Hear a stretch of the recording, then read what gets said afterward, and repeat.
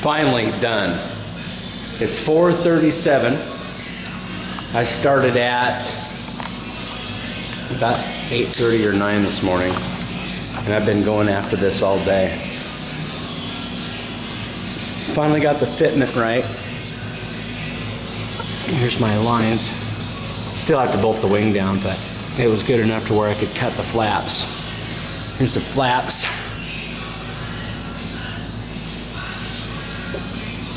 They fit nice.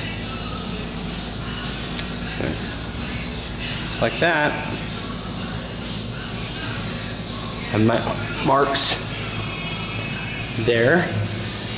But look at this gap. I had to add an extra piece of 1/8 inch balsa wood and then taper it down, but man, that fit on that, it's just great. I'm gonna have to trim it from about here to there and meet that. Same thing with this side. I'll have to trim it because right here at this line, I don't know if you can see it, but at that line is where it gets trimmed, and it'll get trimmed right there to where these two are exact. I like that gap right there. Looks good. I don't really like that one too much. I'm gonna fill that in. But all that gets done after I glass it. Now, you gotta see the mechanics on this. So let me pull the wing off of here and set it.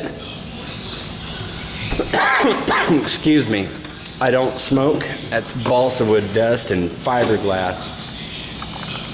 Here's the mechanics of it. It's pretty wild how that works. But the rod goes right here, or actually right in here on these. And all they do is just go down, you know, only one way. This one here is nice and loose. This aileron here, pretty tight. I've got to, right along there, that gap there is just a little bit too tight. This flap is perfect. Like the way that works. Got to trim this right here, because that's got to get sucked up against here. And then this one here, the gap is just right. I've got to trim that right there. This aileron here, I'm gonna have to sand the aileron here a little bit, and a little bit here. Right here is perfect. You want about probably a 3/16 inch gap. Or no, not 3/16, 1/8 inch or less gap. Probably a 34 or 32nd of a gap, because I'm going to be putting glass over the top of this, and so you're going to need to be able to, you know, have room. And once that glass is on there, you can't sand it. So I got to do a little bit more sanding on this wing, and should be ready for glassing. And hopefully this week I'll glass it. And the P-51.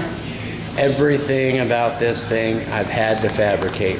I have never had a more ill-fating kit in my entire life. Even the Comets and Gillos, or whatever you want to call them, when I was a kid, they fit better than this. This thing is a fabrication nightmare. So if you like constructing and making all your own parts and fixing things that were screwed up in the factory and screwed up from the people that had it before, get a Byron. If not, buy one that's already made. That's the best way to do it.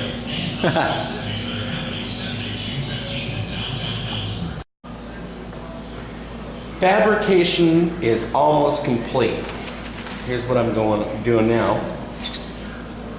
I'm putting servos in the wings. The original plans call for a torque tube. And there are a few guys that I know of that have lost their Byron P-51s because the servo failed that controlled the torque tubes, or the torque tubes failed, or something binded, or whatever. But the biggest problem about building this whole thing was just the lack of reference photos, the lack of photos of Byron P-51s, because they're so unique to anything else. So I downloaded a few of them off the net, and if you're the original owner of this photo, thanks. Same thing with this one. I can't remember what this guy's name is, but he was building a Byron P-51, and he was covered in flat metal, and he was doing a fabulous job, and then he just quit. I think life got in the way, but that was a real pretty one. And then this one here is a new guy that has been emailing me pictures of his. Of course, his is a two-piece wing. Mine's a one-piece. But this gives you an idea of where he placed the aileron servo. Is right there, and that's how exactly how I'm going to do mine. I've made the covers, and these are mirror images of themselves. Servo sits in there like that, and they are identical. I originally made them, rounded off the corners and made them all pretty and square, and then I got to thinking, well, panel lines and all the panels on a P-51 Mustang, there's no rounded corners on them. So I redid them and made them square. Besides, it's going to make the finish work a lot easier. Now, let me get the wing and show you where I'm at on it. Got the wing over here. Pull the camera off of here. All right. There's the wing.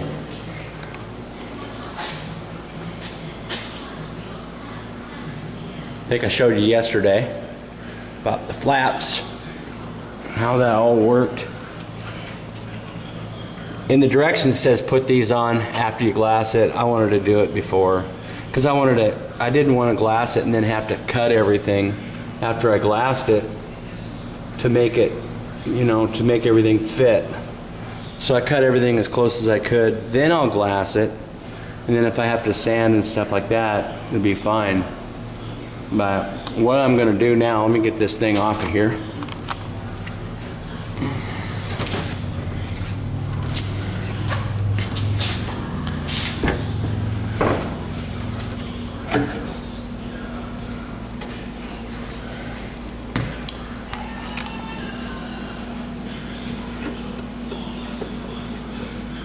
We're at the point now where anytime I mess around with this wing, I've got to have a towel down on the table because, let me put that back together. Because this being made out of foam, if I don't have a towel down on the table, it's going to put another dent in it. And so all the hard work that I've done to make it look pretty, it'll be in vain. So anyway, the aileron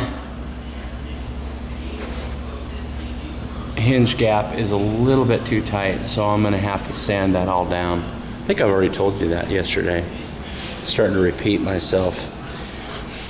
But let's flip this thing over. Put this camera down again.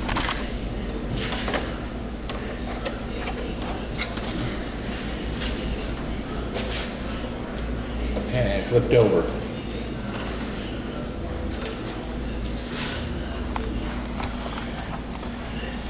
It's right here. Close-up shot.